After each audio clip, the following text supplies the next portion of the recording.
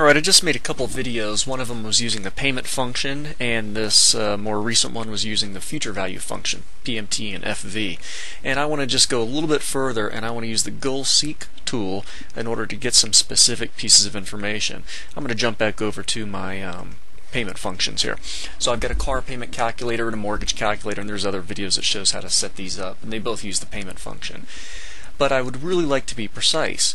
For instance, I want to know exactly for the car payment how much how much down payment do I actually need in order to get a monthly payment of, let's say, $350 even.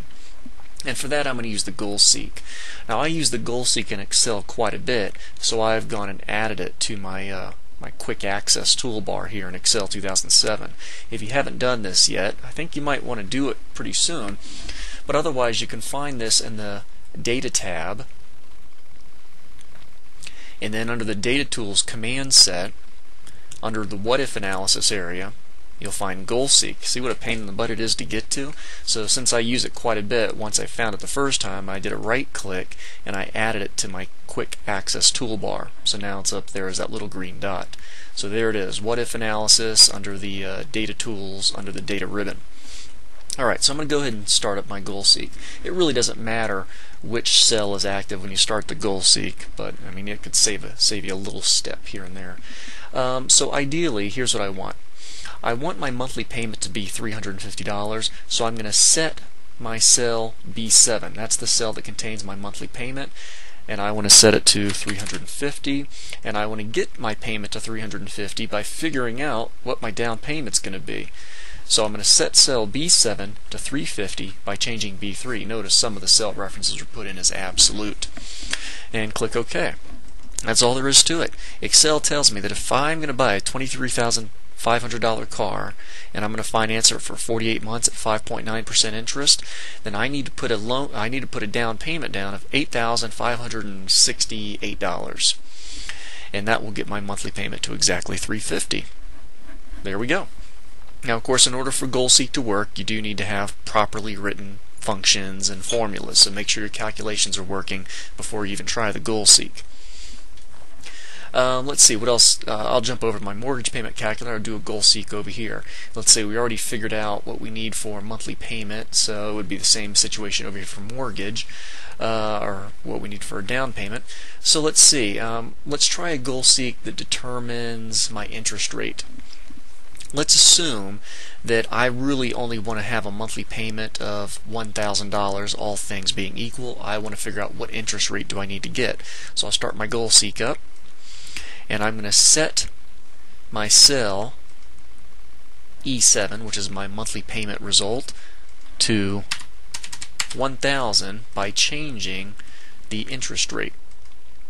Tells me I'm going to need a mortgage rate of 4.8%.